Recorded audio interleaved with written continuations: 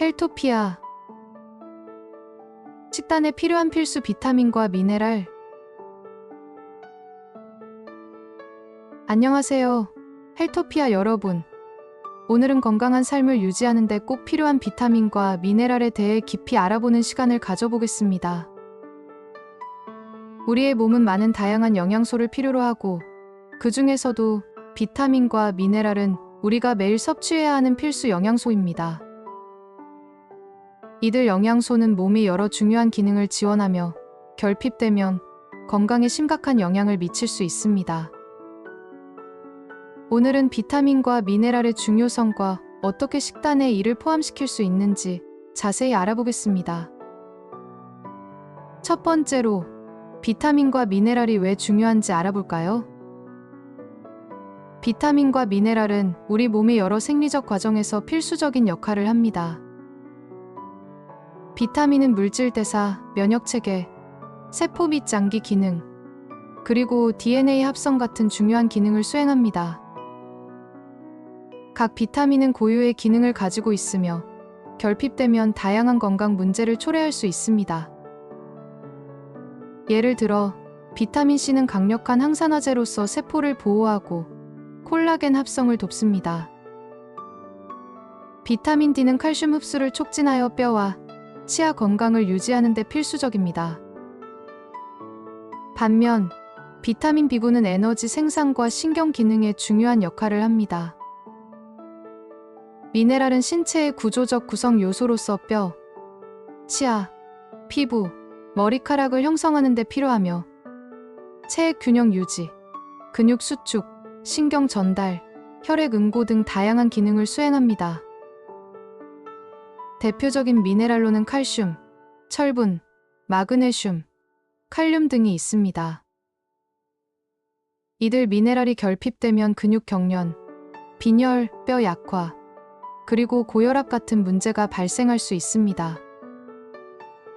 두 번째로, 식단에서 반드시 챙겨야 할 주요 비타민들을 하나씩 살펴보겠습니다. 비타민은 지용성과 수용성으로 나뉘며 각각의 기능과 중요성이 다릅니다. 이제 각 비타민이 어떤 역할을 하고 어떤 식품에서 얻을 수 있는지 알아볼까요? 먼저, 비타민 A입니다. 비타민 A는 시력 보호, 면역 체계 강화, 피부 건강 유지에 중요한 역할을 합니다. 결핍 시 암행증이나 면역력 저하가 발생할 수 있습니다. 비타민 A는 당근, 고구마, 시금치, 그리고 간과 같은 동물성 식품에 풍부하게 들어 있습니다.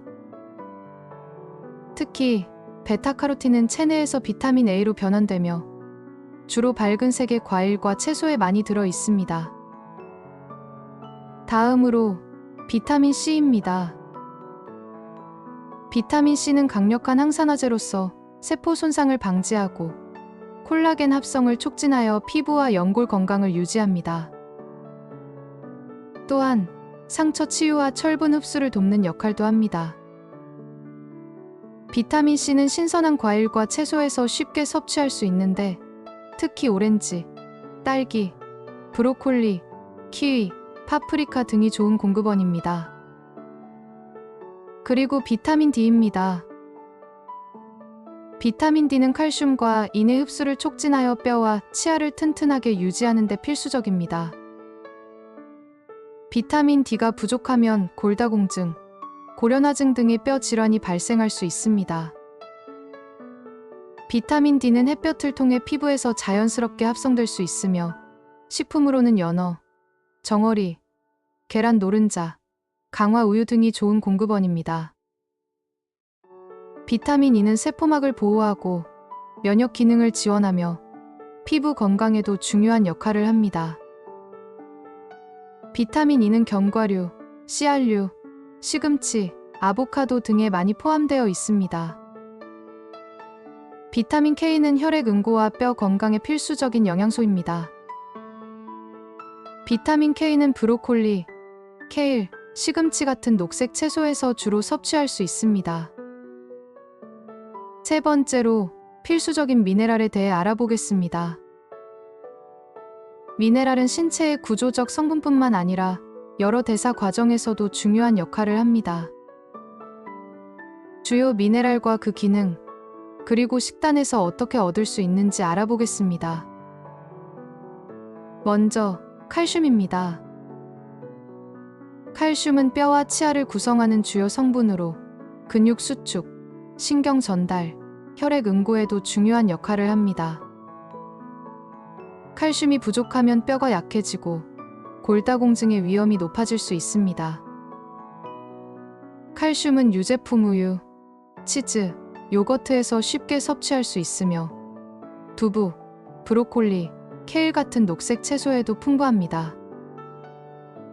철분은 혈액 내에서 산소를 운반하는 헤모글로빈을 만드는 데 필수적인 미네랄입니다. 철분이 부족하면 빈혈이 발생하여 피로감, 집중력 저하, 면역력 감소 등의 증상이 나타날 수 있습니다. 철분은 붉은 고기, 간, 콩류, 시금치, 철분 강화 시리얼 등에서 얻을 수 있습니다. 특히 비타민C와 함께 섭취하면 철분의 흡수율이 높아집니다. 마그네슘은 근육과 신경의 정상적인 기능을 돕고 혈압 조절과 뼈 건강에 중요한 역할을 합니다. 마그네슘이 부족하면 근육 경련, 피로, 심혈관 질환의 위험이 증가할 수 있습니다. 마그네슘은 견과류, 씨알류, 바나나, 아보카도, 그리고 통곡물에서 섭취할 수 있습니다. 칼륨은 체내 전해질 균형을 유지하고 근육 기능과 혈압 조절에 중요한 역할을 합니다. 칼륨이 부족하면 고혈압, 근육 약화, 심장 질환의 위험이 증가할 수 있습니다. 칼륨은 바나나, 감자, 토마토, 시금치, 콩류 등에 많이 들어 있습니다.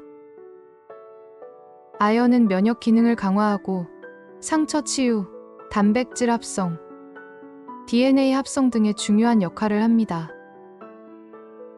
아연이 부족하면 면역력이 떨어지고 상처 치유가 더디게 진행되며 성장 지연이 나타날 수 있습니다.